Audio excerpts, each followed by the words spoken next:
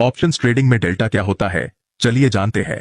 तो देखिए, डेल्टा आपको ये बताता है कि आप जिस भी इंडेक्स में ऑप्शन ट्रेडिंग करते हो, उस इंडेक्स के स्पॉट प्राइस कितना बढ़ने पर आपका प्रीमियम या कहो ऑप्शन का प्राइस कितना बढ़ने वाला है। इसे हम डेल्टा की मदद से समझ सकते हैं।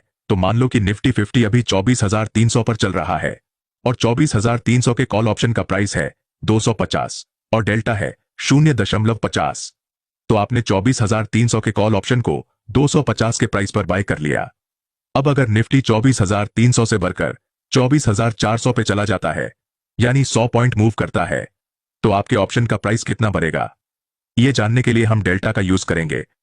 यहां पे निफ्टी 100 पॉइंट मूव किया है और डेल्टा था 0.50।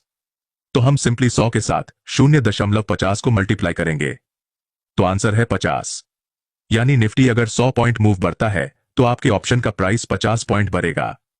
इसका मतलब आपके स्ट्राइक प्राइस का प्रीमियम 250 से बढ़कर 300 हो जाएगा। किसी भी ऑप्शन का डेल्टा जितना ज्यादा होगा, उस ऑप्शन का प्रीमियम उतनी ही तेजी से बढ़ेगा।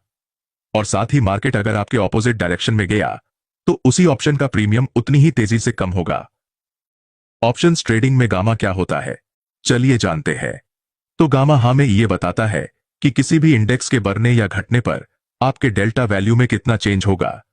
यानी जैसे ऑप्शन के प्रीमियम को डेल्टा बढ़ाता है, बिल्कुल वैसे ही डेल्टा को गामा बढ़ाता है। अब मान लो कि निफ्टी अभी 25,000 पर ट्रेड कर रहा है और आपने 25,000 स्ट्राइक प्राइस के कॉल ऑप्शन को खरीद लिया, जिसका डेल्टा वैल्यू है 0.50 और गामा है 0.0015। अब अगर निफ्टी 100 पॉइंट मूव करके 25,100 पर जाता है तो आपके डेल्टा वैल्यू में कितना चेंज होगा, ये हम गामा की मदद से पता कर सकते हैं। इसके लिए आपको गामा वैल्यू के साथ इंडेक्स के मूवमेंट से मल्टीप्लाई करना है।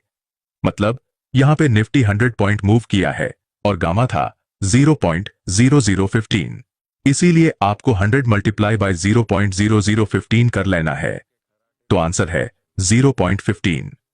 अब आपको डेल्टा वैल्यू के साथ 0.15 को प्लस कर लेना है, तो आंसर आता है 0.65।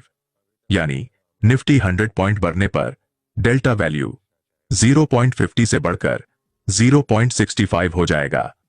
एटीएम ऑप्शन में गामा सबसे ज्यादा होने से एक्सपायरी के दिन गामा ब्लास्ट के कारण ऑप्शन के प्रीमियम बहुत तेजी से बढ़ते हैं। ऑप्शन ट्रेडिंग में थीटा या टाइम डिके क्या होता है, चलिए जानते हैं।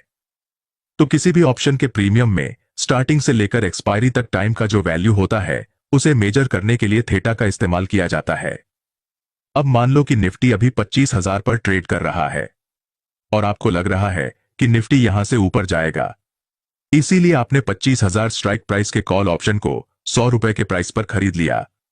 लेकिन निफ्टी 25,000 के ऊपर जाता ही नहीं है और ना ही नीचे जाता है, मतलब 25,000 पे आके मार्केट साइडवेज हो जाता है।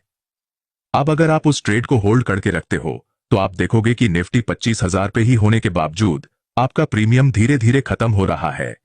ये प्रीमियम कम होता है थीटा डिके के कारण। इसीलिए एक ऑप्शन बायर के लिए थीटा को समझना बहुत जरूरी है, क्योंकि जैसे जैसे ऑप्शन की एक्सपायरी पास आती जाती है, वैसे ही थीटा डिके की रफ्तार तेज होती जाती है और एक्सपायरी के दिन थीटा डिके सबसे ज्यादा होता है। साथ ही इन द मनी ऑप्शन को छोड़कर एटीएम और ओटीएम में थीटा वैल्यू ज्यादा होने के कारण प्रीमियम बहुत तेजी से कम होता है और थीटा का वैल्यू हमेशा नेगेटिव में होता है। इसीलिए थीटा को ऑप्शन बायर्स का दुश्मन और ऑप्शन सेलर्स का दोस्त कहा जाता है। इसीलिए अगर आप एक ऑप्शन बायर हो तो आपको एक्सपायरी के दिन हमेशा आईटीएम ऑप्शन में ही ट्रेड करना चाहिए। ऐसे ही और वीडियोस आप हमारे YouTube चैनल पर जाके देख सकते हो।